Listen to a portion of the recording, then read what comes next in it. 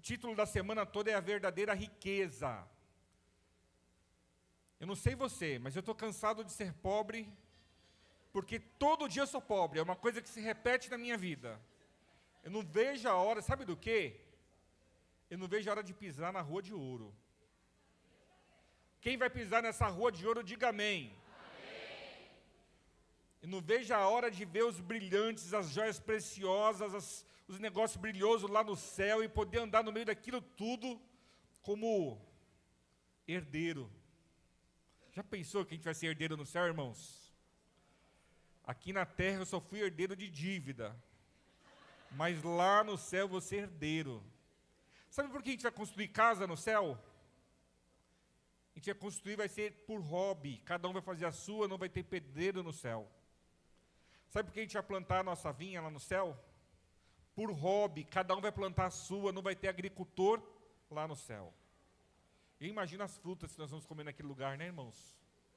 Não é bem no céu ninguém vai plantar nada e nem vai construir nada. É depois que o céu descer para a terra após o milênio. Deixa eu ver se eu tinha alguma coisa importante para falar ainda. Pensei em mais uma coisa. Ramon, eu fiquei pensando... Cadê o Ramon? Foi arrebatado. Foi trocar bebê ou foi arrebatado, um dos dois. Você é a esposa dele? Ouve bem, ouve bem. Abre bem os seus ouvidos. Quem sabe esse coral não goste de vigília e não possa vir na vigília, no dia 26, cantar algumas músicas. É só assim um comentário. Irmãos, Bíblia da mão? Abra a palavra, o Senhor tem um recado do céu para mim, essa manhã de sábado. Abre lá no Evangelho de Marcos, capítulo 10. Alguém conhece essa figura? Isso é uma figura artística, bastante conhecida. Eu vi que você entende de tudo. Na escola sabatina, na liçãozinha, você queria contar a história. Quem é aquele homem, então, ali agora? Vamos fazer um teste com você. Quem é aquele homem da foto que está lá atrás? O de vermelho é? Ele está certo, irmãos? Está certo. Você é filho de quem, rapaz? Quem é teu pai e tua mãe? Essa pobre alma é teu pai. Você não é a mãe, não. Não. Você é tia, viu? Você cuidando e monopolizando ali o processo. E cadê a sua mamãe? Ah, foi arrebatada também. Aquele de vermelho é Jesus mesmo. Agora, outro usando roupa de rico. Você tem algum palpite de quem seja? Quem vocês acham, igreja? O jovem rico, isso mesmo. Bíblia aberta, coloca a mão sobre a palavra, fecha os seus olhos. Vamos pedir a bênção do Senhor. Maravilhoso Deus, a tua palavra está aberta diante de nós e nós também abrimos a nossa mente, o nosso coração na tua presença.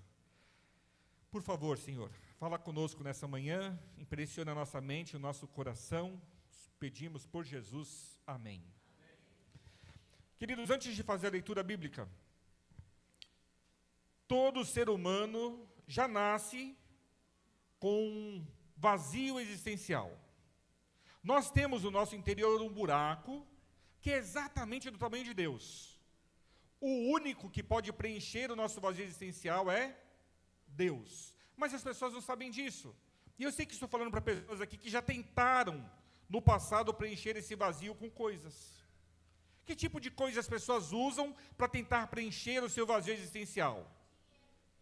Uns usam dinheiro, perfeito, as riquezas, festas. Algumas pessoas acreditam que as festas vão mantê-las ocupadas, assim que elas pensem e enxerguem esse vazio existencial. Por isso, os jovens passam, às vezes, a madrugada na balada, e quando emenda da sexta para o sábado, no sábado já vai numa festa, no domingo à noite vai para mais uma balada. O que mais as pessoas usam para preencher esse vazio existencial? O álcool. O álcool, ele é legal, viu, irmãos? Por quê? Porque ele dá a falsa sensação de que o vazio existencial está preenchido. Enquanto a pessoa bêbada está, ela não tem essa consciência de que ela está com vazio ali dentro ainda. As drogas. Muita gente se drogando para poder preencher esse vazio existencial. O que mais as pessoas usam para preencher o vazio existencial que todo ser humano possui? Relacionamentos, perfeito. E não tem gente que troca de um relacionamento para o outro, assim, de uma forma maluca, quase fazendo... Não vou usar essa expressão, mas alguém que falou trabalho, uma coisa boa, né, irmãos? Trabalho é uma coisa boa. Só que tem gente trabalhando demais para tentar preencher o vazio existencial. Só que, como eu disse para vocês, esse buraco que nós temos, o único que preenche é quem? É o Senhor. É somente o Senhor. Nesse relato bíblico que nós vamos ler neste momento, conta de um jovem que cresceu na igreja. Ele era adventista do sétimo dia. Ele não era católico, ele não era assembleano, ele não era batista, ele era adventista do sétimo dia. Como que eu provo? Bem fácil. Ele era guardador dos 10 mandamentos. De criancinha ele foi levado à escola sabatina pelos seus pais. Quando ele tinha 6 anos, ele entrou no clube de aventureiros. Com 10 ele foi desbravador. Com 16 já fazia parte da sociedade jovem adventista. Ele cresceu nos caminhos do Senhor, mas mesmo estando na igreja, ele sentia no seu interior um grande vazio existencial. Sabe quando você está no lugar certo, mas da forma errada? Era exatamente isso que acontecia com esse jovem. Vamos fazer a leitura do texto. Verso 17.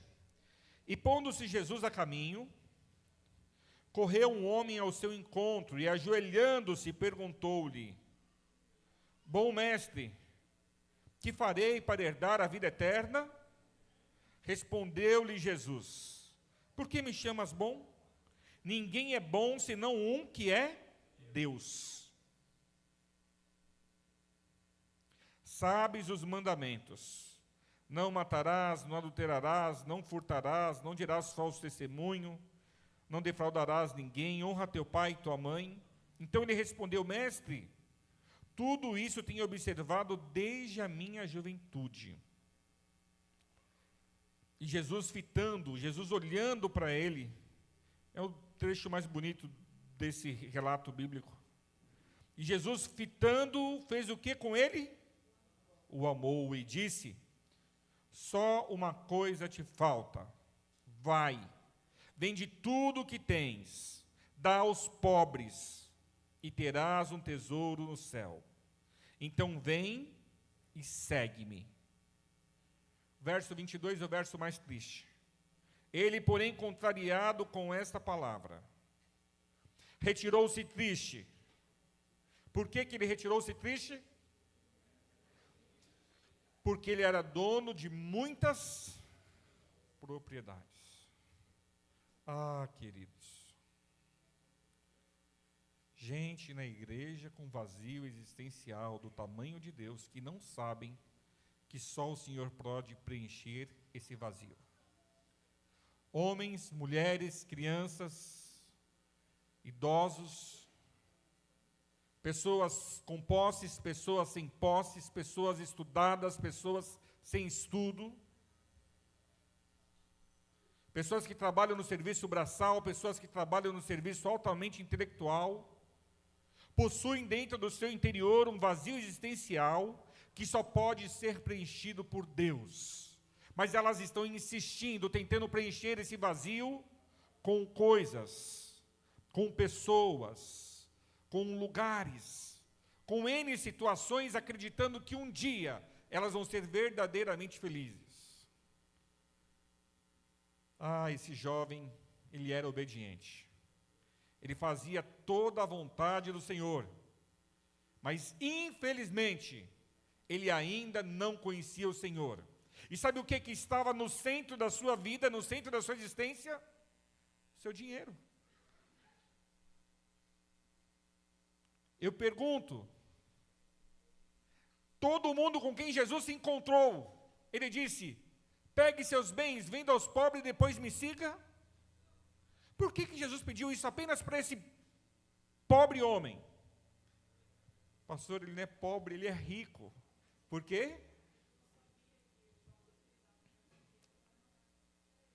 E aí eu quero te perguntar nessa manhã. Você não é o jovem rico. E nem a jovem rica. Mas aonde é que está o seu coração nessa manhã? Para que você tem dado valor nessa manhã? Aonde está o centro da sua existência? Onde está a sua energia? Onde você está depositando o seu tudo, a sua força, o centro da sua existência? E eu sei, não sou profeta nem filho de profeta, mas eu sei que é muito provável que nessa manhã você esteja pensando: o meu trabalho, meus estudos, tanta coisa está passando, meus filhos, meu marido. Alguém me disse há poucos dias atrás que é o cachorro. Pastor, a coisa mais importante da minha vida é o meu cachorro. Eu falei: meu Deus, um cachorro? Mas cada doido com a sua doidura, a gente não está aqui para condenar ninguém. O que é, querido, que tem ocupado o centro da sua existência? Pelo que você tem matado e tem morrido? Eu vou te dizer uma coisa nessa manhã, sem medo de errar. Se não for pelo Senhor Jesus, você está brocado. Sabe o que está brocado? Você está com um vazio existencial aí que só Jesus pode preencher. Você está oco por dentro. E nós somos bons nisso. No sábado de manhã a gente coloca perfume, a gente toma banho, né? Quem tomou banho, diga eu. Quem passou perfume, diga eu. Quem pegou uma das melhores roupas para vir à igreja, diga eu. Vocês estão vendo, vocês? Nós todos, né? Eu não tomei banho. O banho foi ontem. Nós vamos nos enganando, queridos. Nós vamos preenchendo a nossa vida com outras coisas, com outras situações. E deixamos o Senhor renegado para segundo lugar, para terceiro lugar, para quarto lugar. Sabe qual que é o maior problema nosso hoje, cristãos? É não fazer do Senhor o centro da nossa vida. É não fazer do Senhor o centro da nossa existência. Passa o slide, por favor. O jovem rico encontrou-se com Jesus, mas eu e você diariamente temos a oportunidade de nos encontrarmos com Jesus. O que você tem feito na presença de Jesus? Uma pergunta bem pessoal.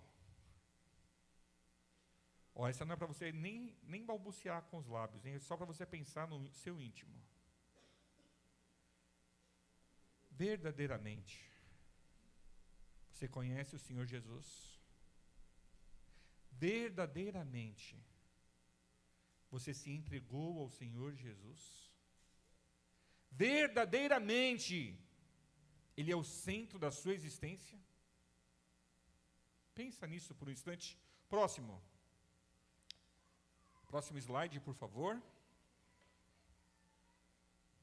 A entrega do próprio eu é a essência dos ensinamentos de Cristo. Lembra que eu iniciei falando que nós nascemos com um vazio existencial? Sabe por que esse vazio? Ele se dá por conta da nossa criação. Quem nos criou, irmãos? Para quê? Vão vir respostas incríveis. Aqui eu gostei dessa, para nós termos a imagem e semelhança dele, para a vida eterna. Para que mais? Por que foi que Deus um dia falou assim, né? Vamos fazer o homem a nossa imagem e semelhança. Qual era o propósito? Por que nós fomos criados? Louvar e adorar a Deus? Mas os anjos já não fazem isso, minha irmã. Para que nós teríamos que fazer isso se os anjos já fazem? Responde, irmã. A sua resposta vale. E por que ele queria que seres humanos fizessem o mesmo? Qual a diferença entre nós e os anjos? Livre-arbítrio. Os anjos também possuem livre-arbítrio, só que existe uma diferença no livre-arbítrio dos anjos para o nosso. Nós fomos criados como? Fala de novo. A imagem e semelhança de Deus. Isso significa o quê? Nós somos filhos de Deus, mas isso significa o quê? Que se nós somos feitos à imagem e semelhança de Deus, queridos, nós fomos... Davi fala no Salmo 8, nós somos criados maiores que quem? Alguém lembra? Um pouco menores que os anjos. Qual é o propósito de Deus ao nos criar? Ele nos fez livres, livre-arbítrio de uma forma específica, e temos o direito de escolher viver a nossa vida para adorá-lo ou não. Mas para que nós somos feitos? Foi para adorá-lo, irmãos. na nossa essência, no nosso DNA, em cada célula do nosso corpo, cada átomo do nosso ser, foi criado por Deus com o intuito de nós vivermos uma vida de adoração ao Deus Criador, uma vida de adoração por livre e espontânea vontade. Por isso que quando nós escolhemos qualquer outro caminho, como que nós nos sentimos? Vazios, ocos. A vida é sem graça. A vida não faz sentido. Por mais que você corra, você não chega a lugar nenhum. Porque nós somos de Deus, queridos, e nós é nós todos. Os nossos amados que estão em casa, que não servem a Deus, também são de Deus. A nossa família, os nossos amigos, os nossos vizinhos, todos foram criados para Deus. E qual que é a maior luta que acontece no centro do nosso ser? A nossa entrega. E eu decidi iniciar essa semana de mordomia falando exatamente disto. Não adianta você devolver o seu dízimo. Não adianta você trazer a sua oferta.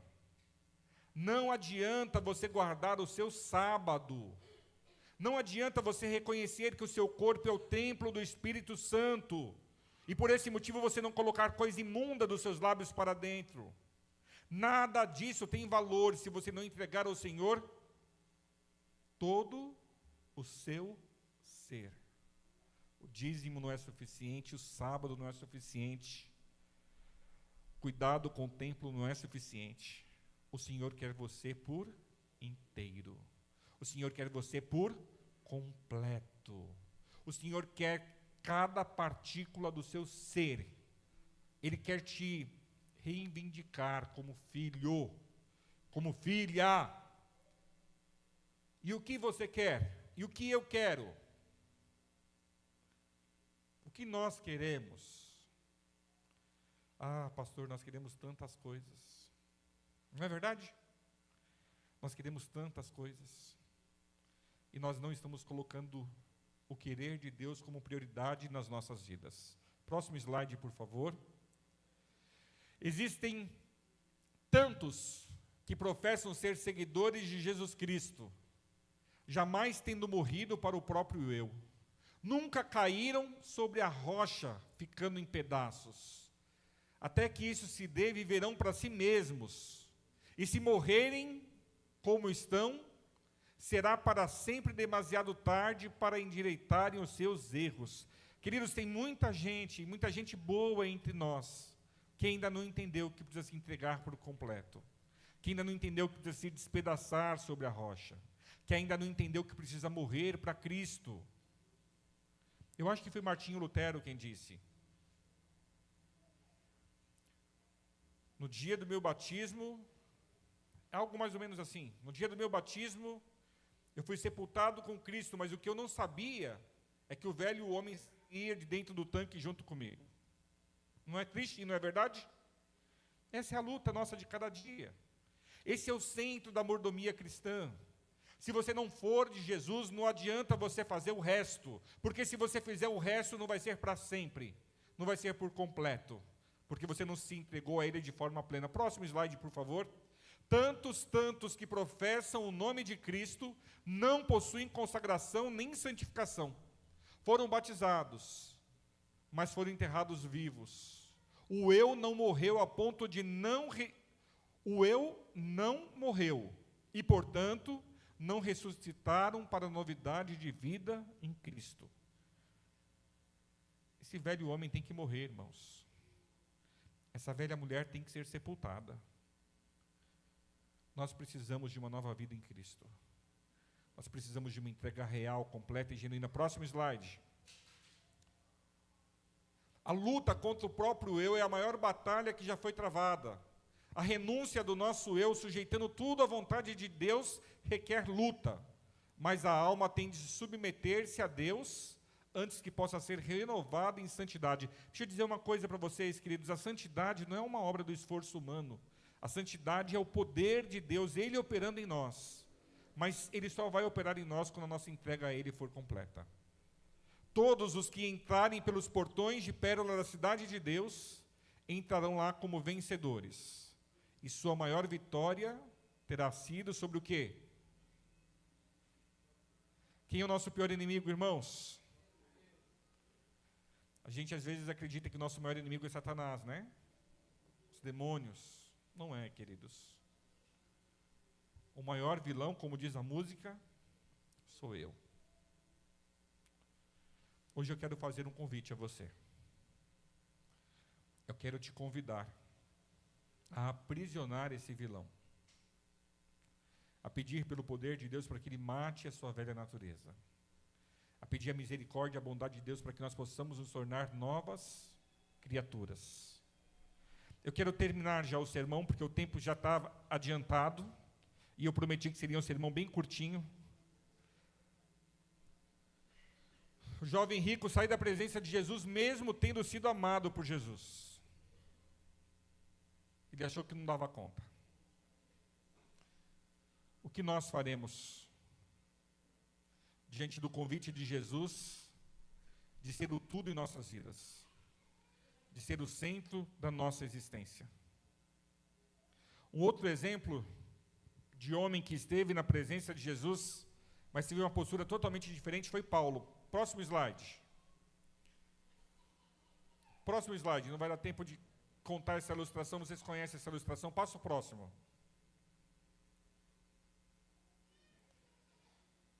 Paulo se encontrou com o Senhor na estrada para Damasco, ouviu a voz do Senhor, passa o próximo slide, por favor. Ouviu a voz do Senhor e teve a sua vida completamente mudada, alterada. Ele entendeu que vida eterna, salvação, só pode ser encontrada em Jesus. E a vida eterna é esta, que te conheçam a ti, o único Deus verdadeiro, e a Jesus Cristo a quem tu enviaste. Próximo slide. Olha o que diz Paulo em Filipenses 3, 7 e 8. Mas o que para mim era lucro, isso considerei como perda por causa de Cristo. Sim, deveras considero tudo como perda, por causa da sublimidade do conhecimento de Cristo Jesus, meu Senhor, por amor do qual perdi todas as coisas e considero como esterco para ganhar a Cristo. Paulo chegou à conclusão de que tudo aquilo que ele possuía era o mesmo que esterco. O que realmente valia na vida de Paulo era Cristo. Próximo slide. Foi Paulo quem disse. Será que nós podemos dizer o que ele disse? Logo, já não sou eu quem vive. Leia comigo. Mas Cristo vive em mim. E esse viver que tenho agora na carne, vivo pela fé em quem? Que me amou e a si mesmo se entregou por mim. E o último slide. Queridos, essa precisa ser a nossa fala. Essa precisa ser a nossa história. Abre sua Bíblia comigo mais uma vez. 2 Timóteo 4.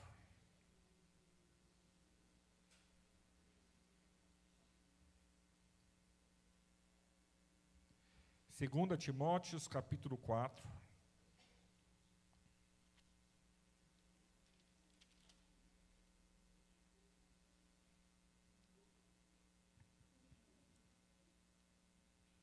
Quem achou, diga amém. Me acompanhe na leitura dos versos 7 e 8. Aqui é Paulo no final da sua vida, irmãos. Combati o bom combate, completei a carreira, guardei a fé. Já agora a coroa da justiça me está guardada, a qual o Senhor, reto juiz, me dará naquele dia. E não somente a mim, mas também a todos quantos amam a sua vinda. Você pensa em dizer isso pouca coisa antes de morrer? Combati o bom combate, completei a carreira, guardei a fé. Será que nós poderemos dizer isso um dia? Ah não, pastor, isso aqui é só para Paulo. Paulo foi um homem especial, escreveu 13 cartas do Novo Testamento. Paulo foi um super apóstolo, um super homem de Deus. Não dá para esperar isso de qualquer um de nós, meros mortais que vivem no século em que nós vivemos. O que vocês acham, irmãos? Essa realidade tem que ser só de Paulo? Volte algumas páginas da sua Bíblia, 1 Timóteo 6,12. 1 Timóteo 6, verso 12. Olha a orientação de Paulo.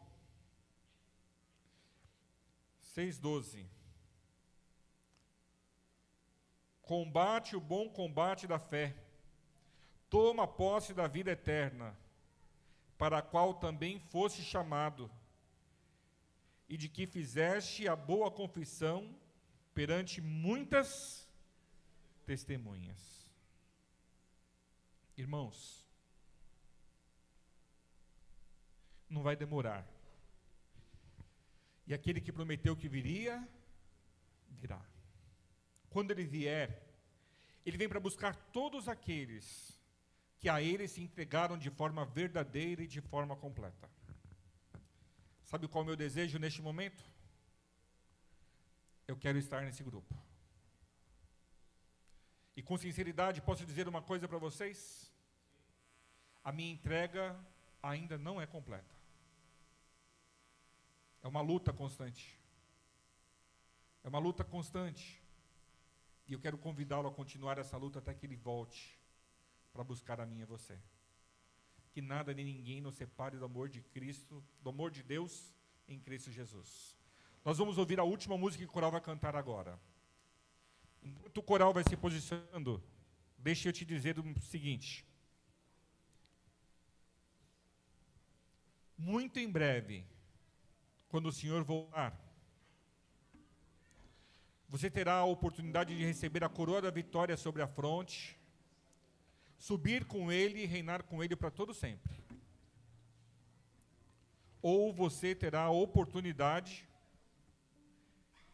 de enxergar Ele levando todo mundo para o céu e ficar para trás pelo simples fato de que a sua entrega não foi completa. Nessa manhã eu peço misericórdia ao Senhor. Peço a Ele que estenda a mão dEle na minha direção e na sua também. Para que Ele nos ajude, para que Ele nos auxilie. Para que a nossa entrega possa ser plena, possa ser completa. Quantos de vocês nessa manhã querem dizer: Senhor Jesus, o Senhor sabe o quanto eu te amo. E o Senhor sabe que eu quero me entregar de forma completa, de forma plena. O Senhor sabe que eu quero ser só do Senhor. Volta logo para me buscar, Jesus. Amém.